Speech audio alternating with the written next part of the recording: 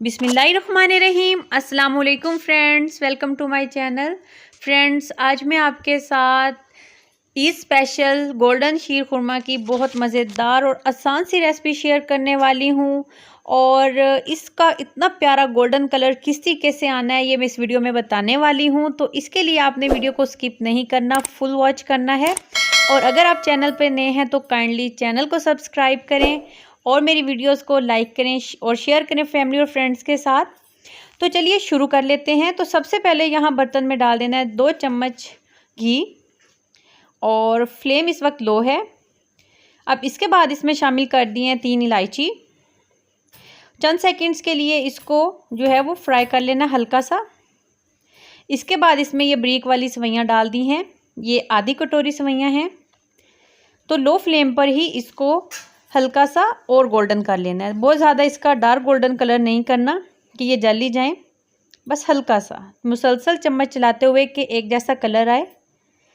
तो अब इसमें शामिल कर देना थोड़ा सा कटा हुआ पिस्ता बादाम।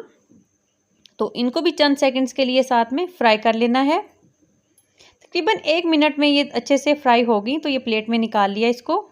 तो अच्छा जी, गोल्डन शीर खुरमा किस तरीके से तैयार करना है, कि ये किस तरीके से गोल्डन बनेगा, तो उसके लिए तैयार करना है कैरामल। तो उसके लिए यहाँ पर 3 से 4 चम्मच चीनी लेके इसको इस तरीके से फैला देना है। लो फ्लेम पे इसको करना है कुक। तो ये जैसे थोड़ी सी चीनी मेल्ट होगी तो मुसलसल फिर चम्मच लाना है ताकि प्यारा सा गोल्डन कलर आ जाए और चीनी अच्छे से मेल्ट हो जाए।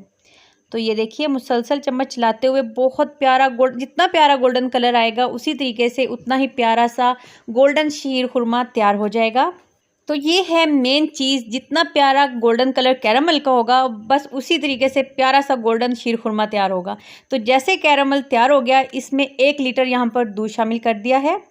अच्छा, जैसे इसमें दूध शामिल करना है तो जो है ना, ये देखें चम्मच लाने में बहुत मुश्किल हो रही है, लेकिन आहिस्ता आहिस्ता ये मीडियम टू लो फ्लेम पे आप कुक करेंगे तो ये अच्छे से मेल्ट हो जाएगी दोबारा से।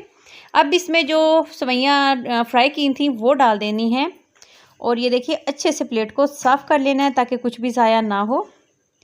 ये देखिए इस तरीके से। और इस वक्त फ्लेम है मीडियम टू हाई कर दिया। अब इसमें 3 से 4 कटी हुई खजूर डाल दी हैं। चम्मच चलाते हुए इसको पका लेंगे। तो देखिए कितना प्यारा सा गोल्डन कलर आना शुरू हो गया। तो ये मैं 4 से 5 मिनट के बाद बहुत ज़बरदस्त गोल्डन शीर खुरमा बनकर तैयार हो गया है।